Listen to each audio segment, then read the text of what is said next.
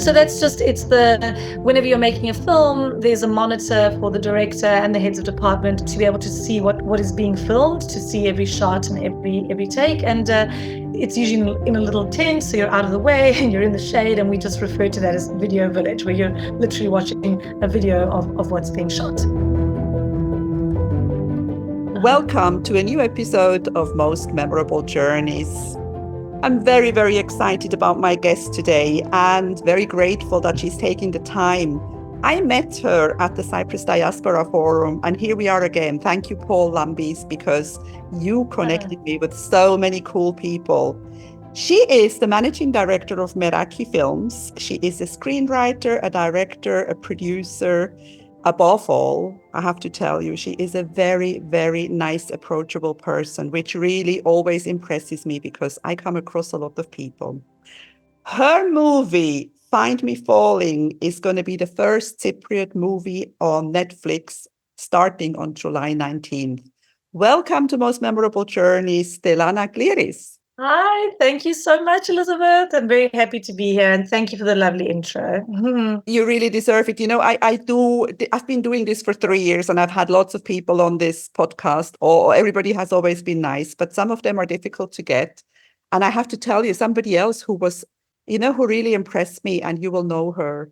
It's Kira Chaplin, Charlie Chaplin's great granddaughter. She is one of the most approachable, nicest people. Except you, who I've ever met in the film industry. You were born in South Africa, right? Yes, born and raised. My parents are both from Cyprus. My dad was an immigrant. My mom was a refugee from the war. And yeah, I was born and raised in South Africa. Did you, in South Africa, in a very Cypriot environment, or did you speak Greek at home?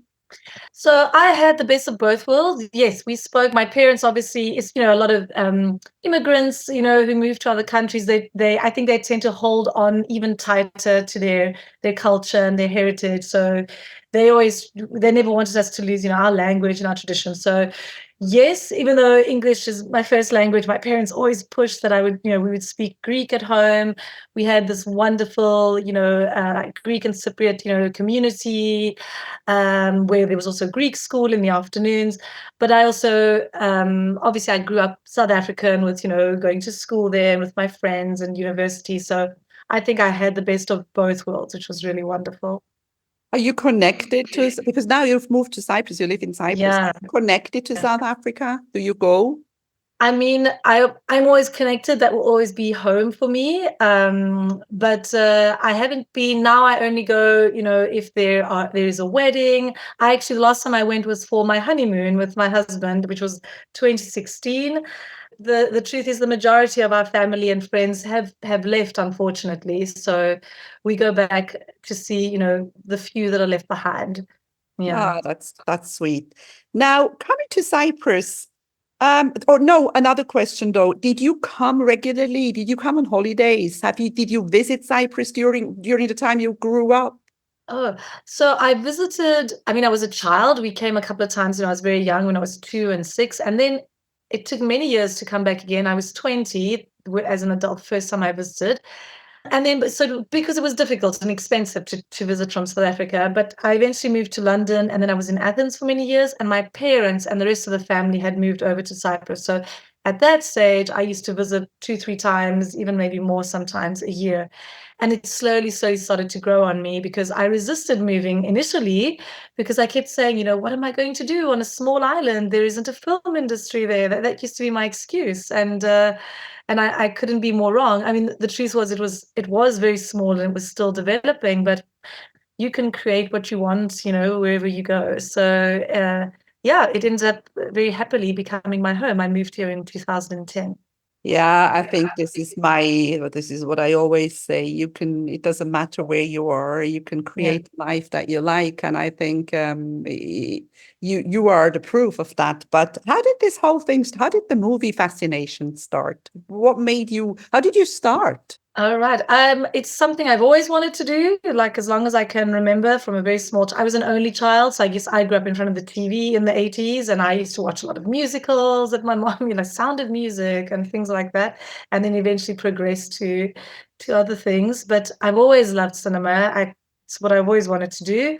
There wasn't a good film school at the time in South Africa when I studied, so I studied journalism at Rhodes University in Grahamstown. And yeah, and once I graduated, like I said, I moved to London at first, and it was very hard to get my foot in the door there. And this is back in the early 2000s, so it's not like we had great internet or ways to get connected. And I eventually found work in Athens as an editor at a commercials company, and slowly worked my way up. And then I got into production, but it was a much longer, slower route because I didn't have the film school background. So I learned by doing and through experience. Yeah. And then eventually I shot my first short film in Cyprus, which is what kind of exposed me to the industry here. And I just fell in love with the cruise. And my family was already here. So both for professional and personal reasons, I decided to move over. You say that a film school will help, because I'm like talking to people who are listening to us who may have the same dream. Do you think that if you had been to film school, you would have had an easier start? Maybe. I think, no, yes. Look, we got a lot of really great training. I learned to be an editor through my journalism course. So some sort of training definitely gives you a competitive advantage. And I think I always tell aspiring students to, if they can, study where they're going to work. So if they plan on living in, I don't know, the UK or the US or Cyprus or Greece. I mean, again, Cyprus, we don't have that many options for film studies, but it helps because you're building up your network, and your classmates will be your future colleagues, or your teachers will be your mentors, or you might do internships at local companies. So I always think it's a very difficult industry to break into. So you should use every advantage you can. So yeah, I think it's not only studying, I think it's the location is important as well for this, especially for this industry. Yeah. But the bottom line is that nobody is born a famous movie director. You have to work your way up, and you have to do things that you may not like so much, and you have to get your foot in the door somehow. I think that's the same with most, you just have to start somewhere, and you have to be You humble pay at your the dues. beginning. Oh, totally. I've cleaned Portaloos as a production assistant. I've done everything. So I definitely have paid my dues. I definitely worked my way up. And not everybody goes through that route with film. There's lots of ways to get to the point of, directing or producing. But I worked on lots of different sets in different positions. I've been an assistant director, I've been a script supervisor, I've casted extras. And I think that's great because you understand how a set works, you understand what it's like to be on the crew, and you're more conscious of it. So then once you're sort of leading as a director or producer, you like to look after your crew. And I think if you do that, they also work harder with you and for you. So I think all of that has been as a plus for me, but yes, definitely has been a very hard climb to get here. But what you're saying about looking after a crew, looking after the people who work for you, don't you think it should be the same in every profession? And that is very often not done, that people are not good leaders, that they are, I don't know, egocentric, or that they are, using their employees instead of making them do the best. Yeah, of course. And that's very short-sighted because, your ultimate goal is the final, whatever, the final product or the investment of your company, and you get the best results from great working conditions and people who are motivated. So yeah, it's to their own detriment. So yeah. I think so. I think it's usually because, especially no matter what industry, if you don't look after your people, they will leave, and then it will cost you a lot of money to train somebody new, and that happens over and over again. Yeah, and you also want people who care about what they do. I mean, also, being on set is a very intense experience. You're there for 12, 14 hours a day, maybe longer for, weeks on end. And it's, life is short. You want to have a good experience while you're doing something that is already very challenging. So, yeah, I mean, my rule also is, aside from being, talented and hardworking, I want good people on set, no big egos, no divas. I want to be surrounded by people with good intentions and who care about the work, and I believe that the result shows at the end. So Oh, totally. And you are the example of that. You I definitely hope so. are. Oh, totally. Now, I wrote down, I studied a few things. I stalked you a little bit before we started. Good. And it says on one website, it's From Committed to the Islander. Is Committed your first movie? Yes, that was my first feature film, which we shot in 2013, and it came out 10 years ago exactly in 2014. Yeah. Okay. And let's talk about Cyprus as a movie location, because the Find Me Falling was entirely shot in Cyprus, wasn't it? Yes. I don't know.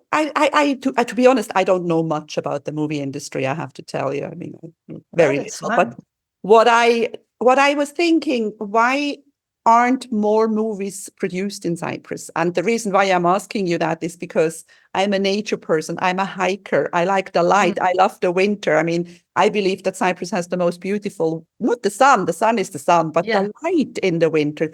Don't you think this is a huge advantage to make a movie? Yeah, no, of course. We have great potential on the island, and we have all the elements, that, we have great weather, we have sunshine 300 days of the year, beautiful locations, really good, English speaking, experienced crews. We still are developing, we definitely need to train up more people and bring in, expand on our facilities and equipment, but we're good. We can, as is proof of concept, with my film, with Find Me Falling, we certainly can handle a world-class production. The big factor that is now finally in play is having financial incentives, because, film productions cost a lot of money. So producers from all over the world are looking for the best possible deal, something that will work for them, not only in terms of locations, but they need, a financial incentive. And now Cyprus is in the wonderful position to offer a 45% cash rebate on below the line costs and 25% for above the line, meaning on salaries of actors, directors, producers, and so on. And that's one of the highest in Europe, if not the world. And so now, for any producer, if they come and they spend $1 million or €1 million in Cyprus, they'll get, well, obviously depending on the calculations and the spend, but they'll get a huge chunk back, 45% of that back. So that's amazing. So we're definitely starting to see an increase in the productions here, which is great for all of us, because it means that our crews can develop further, more people are trained, it's more work opportunity. And I'm really excited about Find Me Falling coming out, because it's just a great advertisement for not only what we can do in film, but for the country itself. So I really hope it puts Cyprus on the map and opens some doors for us. Yeah, I'm very excited about that. And I know, I was thinking, I mean, when you think about movie producing outside, I mean, there must be places sometimes where they have to wait for days until the weather gets okay. I don't know. They can probably do something else in the meantime. But if it's mostly outside, the weather plays a big role.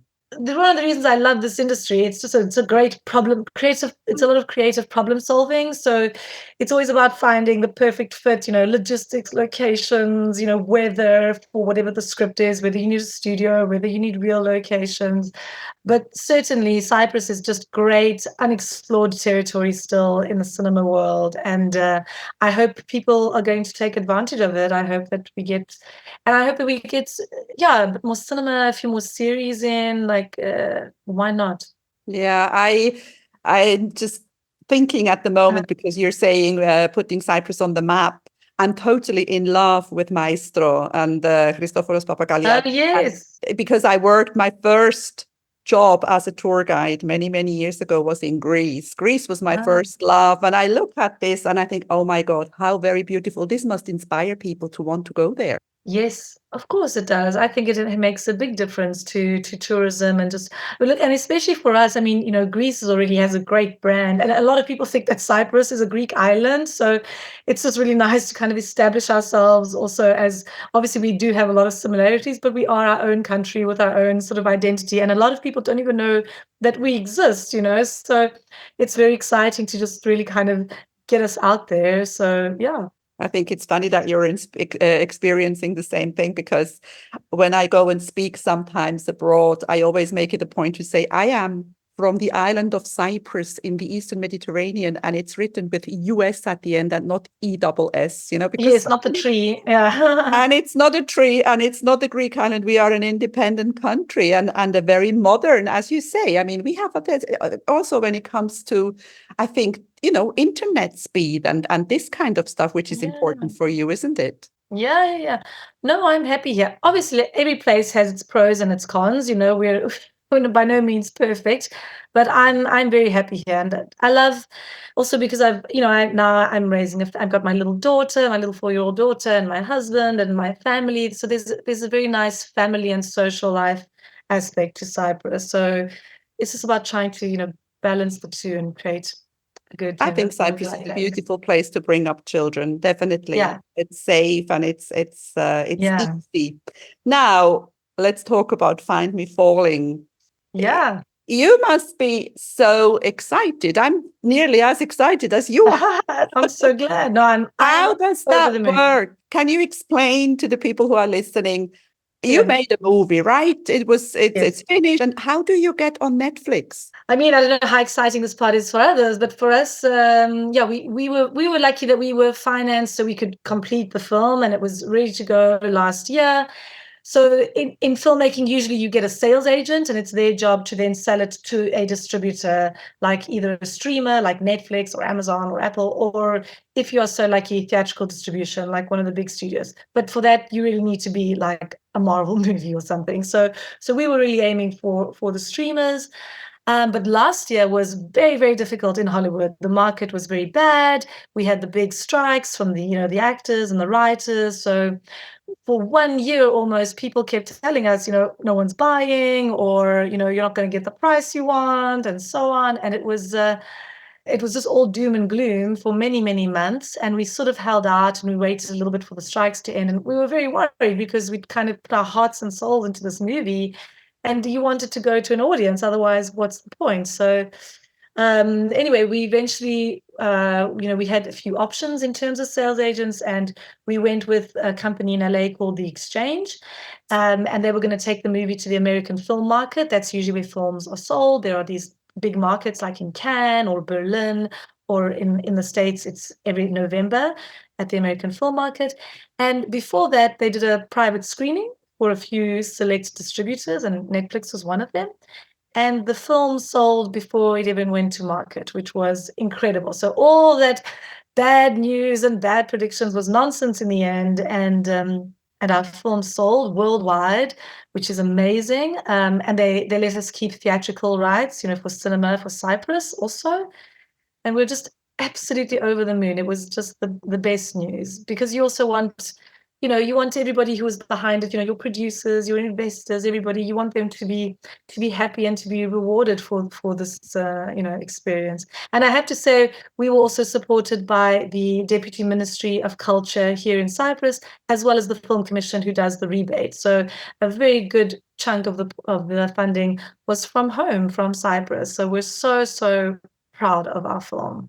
Yeah. That's amazing, and I'm really over the moon for you.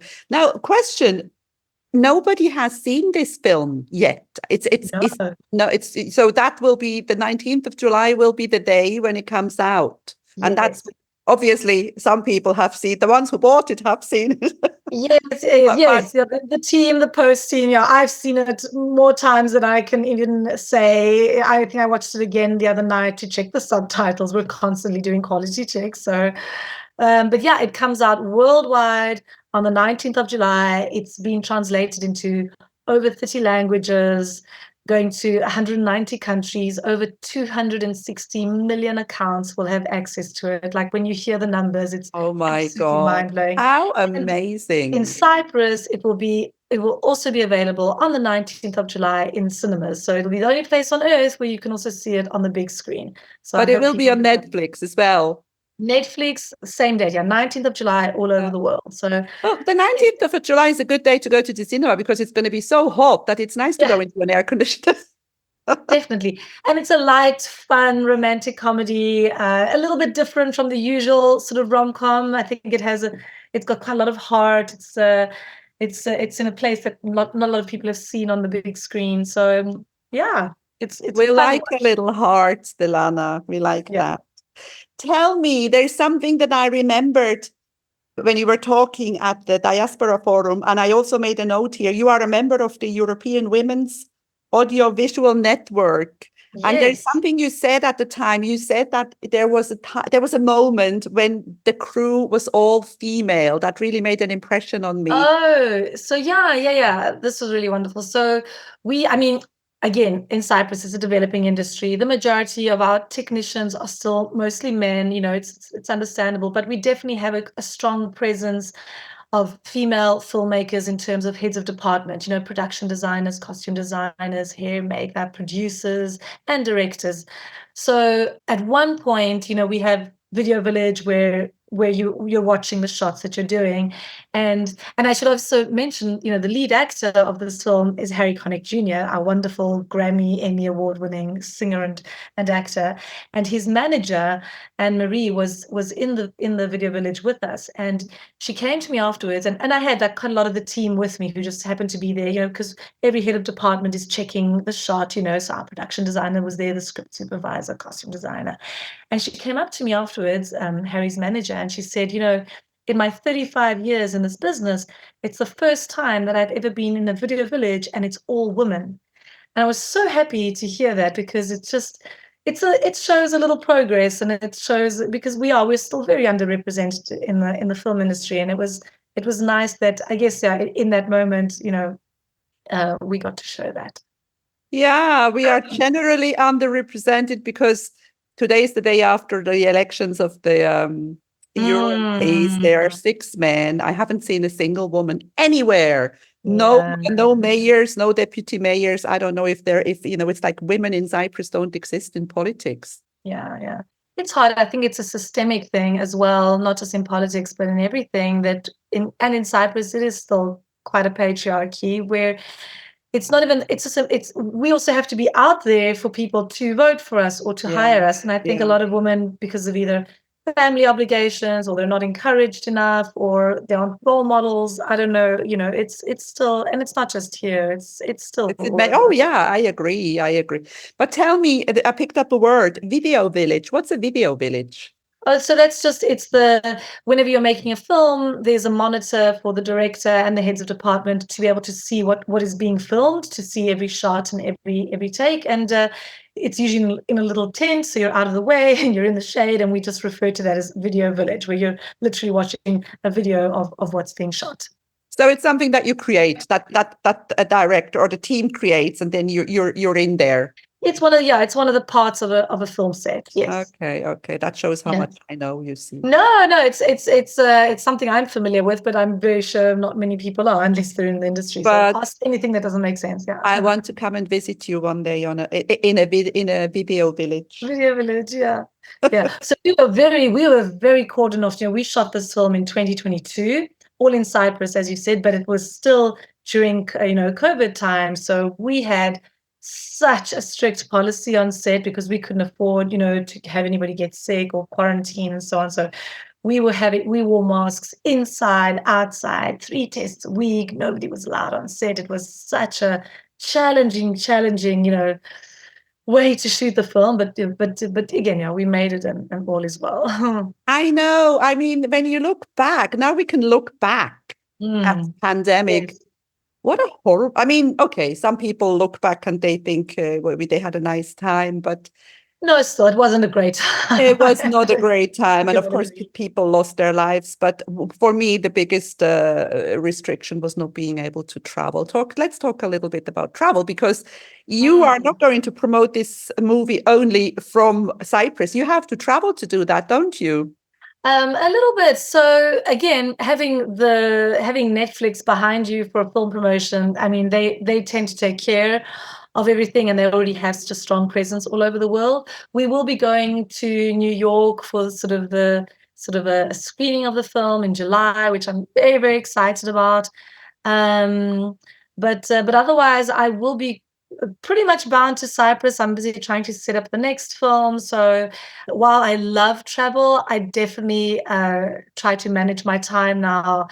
And I only travel if I have to. So because I'm either trying to focus on work or trying to spend time with my family. So I think I will pick up again on the travel in a few years' time. But at the moment, I'm just very focused on work and family. Yeah, I understand. My kids are now 26 and 28, but when they were small, we traveled to Switzerland because that's where I'm from, and a little bit to Greece, but we didn't go far. But I made sure that they became world-class travelers because I wanted to go again when they were Yes. 7 years old. So I think you're preparing that at the moment. Oh, definitely. I can't wait. I'm taking, so my little girl is 4 years old. So her dad and I were all going to hop on a plane, and she gets to go to New York. I mean, I was in my 20s when I went for the first time. So I'm very excited for the experience. I Can't wait. know. To New York. I was 25 and I went to New York, and I spent all my time looking up because I couldn't. Yes. I love.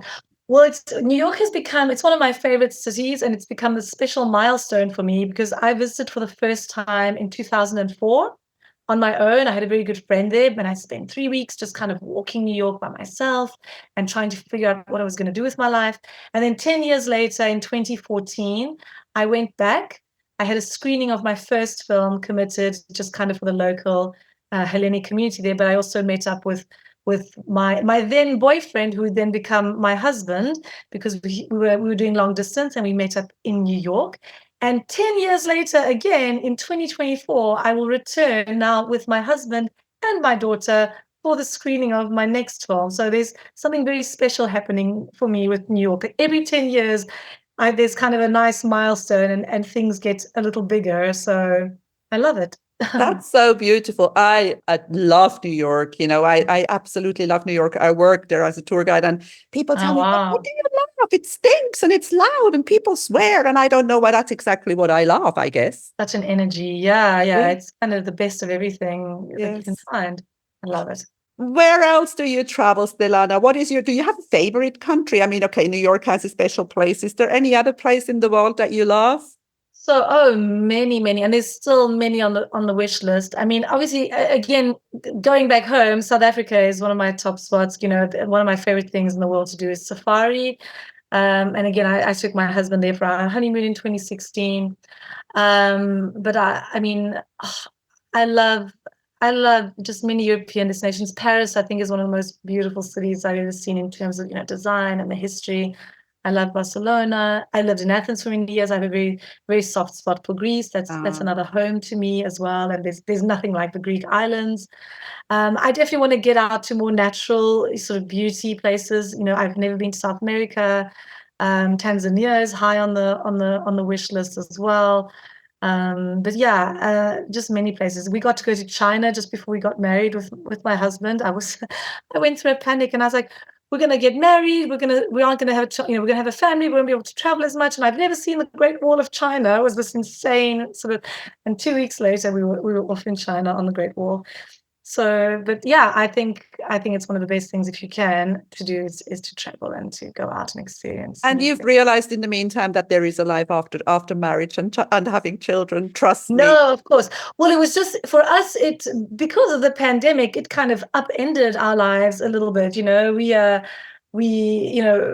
had our baby, and 3 months later we were in lockdown. So all of our plans went out the window, and it ruined us financially for a while as well. And very grateful for this film having taken off and having been a success. So I feel like now we can, kind of get a little bit more back on track. But yeah, the pandemic was a very big disruption. So yeah, looking forward to getting back to everything now. Oh yes, very, very glad that we can just do whatever we want again. And just talking about China, I met up with my kids in China a month ago. So I was following you. You was very well traveled. Yeah, I was a tour guide and I was a translator for many years. So I am. I love travel. That's my life. I mean, if I could, I would just do that. But it's like you need somebody who finances the whole thing. Yes, exactly. Yeah. Before we end this, what about your next project? Can you talk about it, or is there anything in the pipeline? Yeah. I mean, as a filmmaker, you always have multiple things going on. I'll do a little, hopefully the very next project is called Apart From Her. It's a little different. I normally do rom-coms and feel-good films, but this one is, it's a romantic drama. It's set in the 70s between Cyprus and South Africa, and it's based on my parents' stories. So we're still in financing on this. We're just waiting to get that last bit of financing in. And if all goes well, we'll be shooting in Cyprus in October. And then I have a series called Unexpected, which is based a little bit around IVF and pregnancy and motherhood. It's something else that I went through. That's a whole other story. And I'm also producing for Yana Americanu, who's just an amazing director from Cyprus as well. Her next feature is called My Name is Lily. It's still in very, very early stages. We're still busy with, the script and development. But those are kind of the three sort of immediate projects. And then, there are other scripts in the pipeline and so on. So just have lots of stories to tell and lots of things. But right now, the main focus is launching Find Me Falling on the 19th, and just just a small shout out. I mean, I would just like to say, other than Harry Connick Jr. that we have, we have Agnes Scott, she's a Cypriot actress based in London. We have Ali Fumika Whitney, who's from the US and learned to speak and sing in Greek and in the Cypriot dialect. So that's very impressive on her part, and she was wonderful. And our local actors, we have just a little shout out to them, is Tony Dimitriou, Lea Maleni, Angeliki Filipidou, and Athina Rovitu, among many others. So just super excited about getting that out there. Beautiful. Cool things before we end. Yes. I think it's the story of your parents. I mean, that must be very emotional, I think, when you're doing something. Personal project. Yeah. Yes. Did you talk to your parents about this, and did you pick up stuff from what they told you? Oh, totally. It really is. While it is a fictional sort of storyline, all the events are based on their stories, both in Cyprus and South Africa.